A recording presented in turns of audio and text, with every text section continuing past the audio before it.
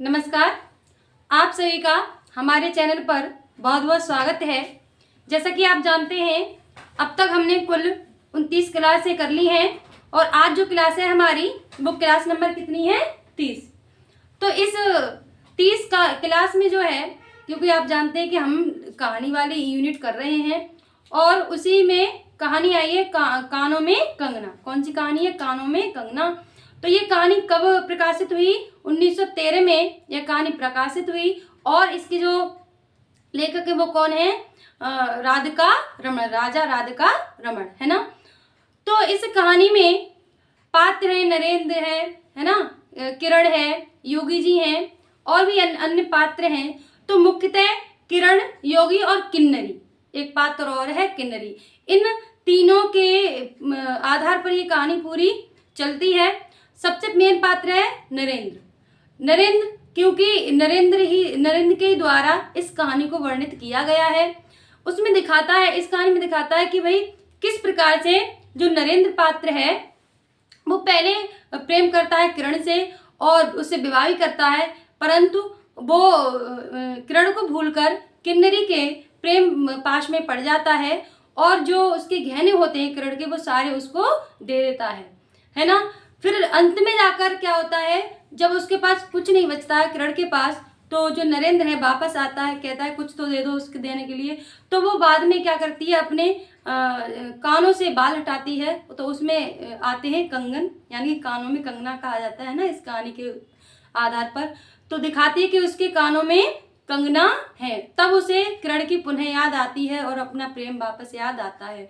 तो ये दृश्य क्यों है? क्योंकि शुरुआत में ही जब जो नरेंद्र है सबसे पहले किरण को देखता है, जब वो बहुत सारी वस्तुएं योगी जी को देता है, तब जो किरण है, क्योंकि किरण क्या थी, जो जंगल का प्रवेश है, वन का जो प्रवेश है उसमें पली बड़ी थी, इसीलिए उसे सांसारिक वस्तुओं के बारे में ज़्यादा ज्ञात नहीं था।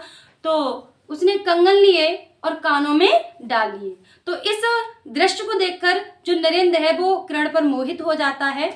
उसके बाद ही कहानी आगे बढ़ती है। तो अंत में भी जब अंत होता है इस कहानी का तब भी यही होता है। तो देखते हैं अपने कानों में कंगना कहानी के प्रश्न। पहला प्रश्न देख लेते हैं, क्या है कि कानों में कंगना कहानी संकलित है, यानी कि किस संग्रह में यह संकलित है? उत्तर में क्या आएगा? ये कहानी संकलित है किस संग्रह में? कुसुमांजलि में। कुसुमांजलि में संग्रह में ये संकलित है ना। अगला प्रश्न देख लेते हैं। अगला प्रश्न क्या है कि इस कहानी का पात्र नरेंद्र किसका कार्य करता है? किसका कार्य करता है वो? कथावाचक का, कथावाचक का। देखिए उसकी कहानी है और उसी के अनुसार इस कहानी को पूरा वर्णित किया गया है ना। अगला प्रश्न देखते हैं, प्रश्न नंबर 3। प्रश्न नंबर 3 क्या कह रहा है? इस कहानी में नूरजहां ने ऐसा क्या किया जिससे शहंशाह उन पर मोहित हो गए? जैसे कि नरेंद्र किरण पर मोहित हुआ था पहली बार में, जब उसने कानों में कंगन डाल लिए थे, उसी प्रकार से उस दृश्य का वर्णन करते हुए उसी दृश्य में बताया गया है कि जो नूरजहां है उसने ऐसा क्या किया जिससे शहंशाह भी उस पर मोहित हो गए थे। उसने क्या किया था? उत्तर में आएगा उसने आंचल से कबूतर को उड़ाया। किसने? नूरजहां ने आंचल से कबूतर को उड़ाया और ये दृश्य देखते हुए शहंशाह उस पर मोहित हो गए, जिस प्रकार से नरेंद्र किरण पर हुआ था। अगला प्रश्न देख लेते हैं। अगला प्रश्न क्या है कि कानों में कंगना कहानी में किस वृक्ष का जिक्र हुआ है? यानी कि इस कहानी में किस वृक्ष का वर्णन हुआ है? उत्तर में क्या आएगा? कल्पतरु। कल्पतरु वृक्ष का इसमें वर्णन हुआ है। देखिए ये प्रश्न ऐसे क्यों है? क्योंकि आजकल जो एनटीए प्रश्न बना रहा है उसको कोई पता नहीं है वो कहाँ से प्रश्न पूछ दिए, इसलिए ये प्रश्न डाले गए हैं। अगला प्रश्न क्या है कि नरेंद्र को किस शहर में 2 साल हो गए, यानी कि किस शहर में रहते हुए उसे 2 साल हो गए।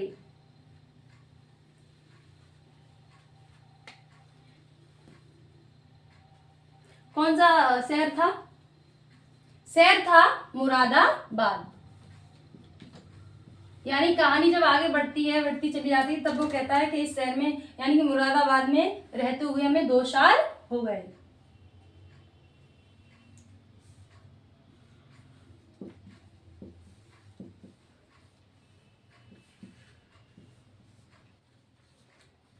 है ना। तो अगला प्रश्न देख लेते हैं हम। अगला प्रश्न क्या है कि कानों में कंगना कहानी में किस शहर के वनों का वर्णन हुआ है। इस कहानी में किस शहर के वनों का वर्णन हुआ है? किस शहर का? शहर आएगा ऋषिकेश। ऋषिकेश इस शहर के वनों का इसमें वर्णन हुआ है। अगला क्या है, एक जोड़ा पीतांबर 5 स्वर्ण मुद्राएं नरेंद्र ने किसे दी। हालांकि उसने और कुछ भी है, जो जैसे कि कंगन जो किरण लेके चली जाती है और वो कानों में डालती है ना। तो ये सारी वस्तुएं नरेंद्र ने किसको दी थी?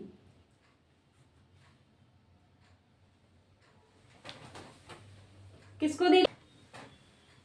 किस शहर का वर्णन? ऋषिकेश का। कौन से शहर के वनों का वर्णन हुआ है? ऋषिकेश का। तो अगला प्रश्न देख लेते हैं। एक जोड़ा पीतांबर 5 स्वर्ण मुद्राएं नरेंद्र ने किसे दी। यानी कि जो नरेंद्र है उसने ये वस्तुएं किसे दी। हालांकि जो नरेंद्र है उसने और वस्तुएं दी थी, जैसे कि कंगन जो किरण लेकर शुरुआत में चली जाती है, तो किसको दी थी? उत्तर में आएगा योगी, जिसका पूरा नाम क्या है? योगीश्वर, है ना। योगी कौन थे? योगी थे किरण के पिता, है ना।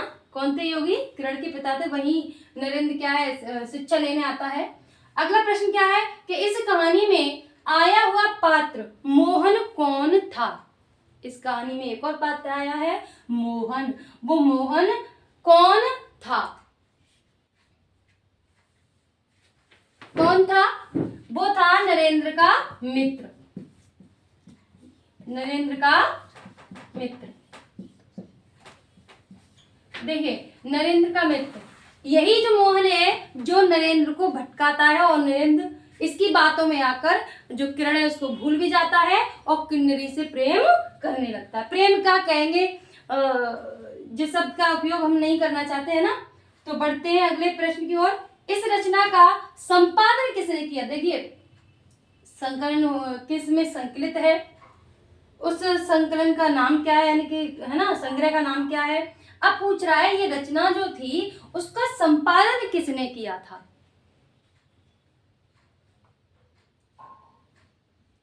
इसका जो संपादन किया वो किसने किया?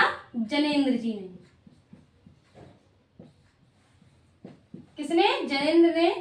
लोक भारती 1977 के अनुसार किया था। अगला प्रश्न देख लेते हैं कि कर्णफूल नरेंद्र ने किसको दिए। यानी कि कहानी में जो कर्णफूल थे वो नरेंद्र ने किसको दिए थे।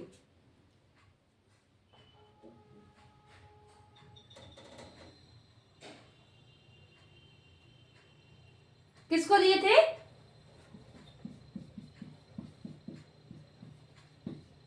किन्नरी को। हालांकि उसने और वस्तुएं भी दी थी, पर हमें क्या है, किस प्रश्न का उत्तर देना है? कर्णफूलों का।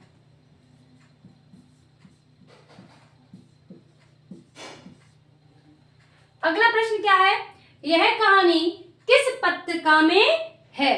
ये जो कहानी है वो किस पत्रिका में है। अब इसका उत्तर दीजिए।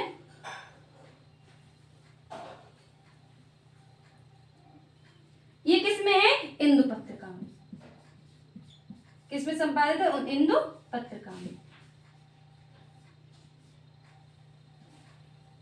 किसमें?